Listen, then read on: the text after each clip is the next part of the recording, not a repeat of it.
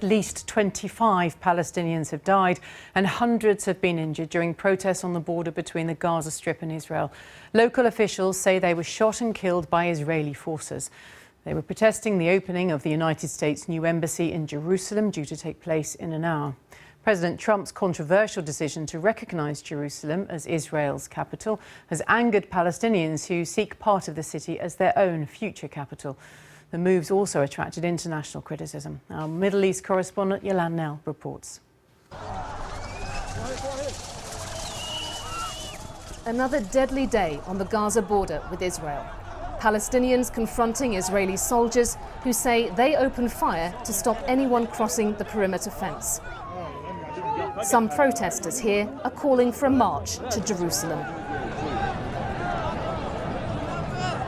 This holy and disputed city is at the very heart of the Israel-Palestinian conflict. Both sides want it as their capital. And for decades, most of the world agreed its status should be decided between them in peace talks. The US is the first to move its embassy, but already others say they'll follow. It's a great thing for Israel that the President of the United States did what he promised, and many presidents before him promised to move to Jerusalem. For now, the new embassy will be just a few rooms inside the consulate offices that were already here. It'll take years before a new building goes up. But it's the change taking place right now that has huge symbolic significance. That's why Israelis are delighted and Palestinians are furious. This date is always a time of protest for Palestinians. They remember how in fighting in 1948, hundreds of thousands of people lost their homes on land that became part of Israel.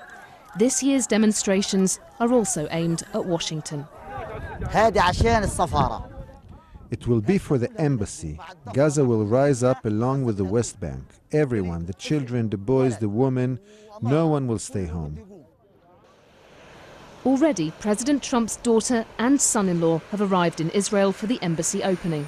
But the White House's idea of a new peace plan looks more unrealistic than ever. Palestinians say the US isn't an honest broker in the peace process and have cut off official ties.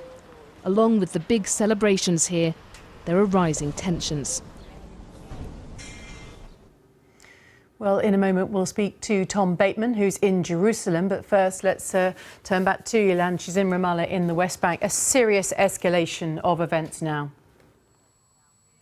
That's right. Yes, here in Ramallah there are clashes taking place right now as well. The day began peacefully in the centre of the city, where everyone gathered for a march. Then they began to head towards the Kalandia checkpoint. That's manned by Israeli soldiers, and it is the route, of course, to Jerusalem, which is blocked to most of the people who live here. But as they arrived at the checkpoint, already there were youngsters who were throwing stones at the Israeli soldiers, and Israeli soldiers responding, firing a lot of tear gas, and shots could be heard as well. The Israeli military put one extra brigade in the West Bank, anticipating unrest today, and it's also put 2 brigades right down there on the Gaza border, because it had expected that really crowds of hundreds of people might try to break through this border fence. This is the culmination of 6 weeks of protests that have been taking place at 5 different sites along the Israel-Gaza border, and there had always been an anticipation that this could lead to a lot more violence, and that is certainly turning out to be the case. Yolan, thank you. Well, our correspondent Tom Bateman is in Jerusalem. Clearly calm there ahead of the opening, but what response to the violence that we're seeing outside? Well, if ever there was a vision of 2 distinct realities when it comes to this conflict, it is here today, because as that news comes through from Gaza, people here are just an hour away from really a mood of celebration as Israelis embrace and give a warm welcome to the US decision to move its embassy here to Jerusalem.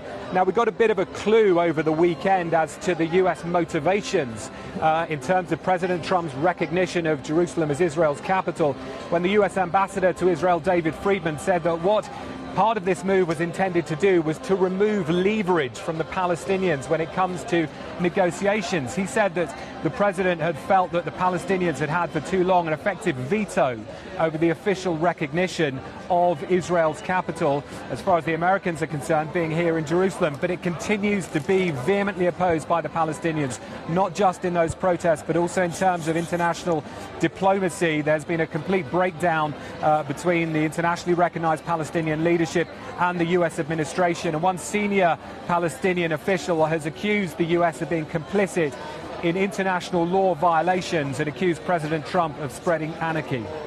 Tom, thank you. Tom Bateman there in Jerusalem. Yilan now, thank you.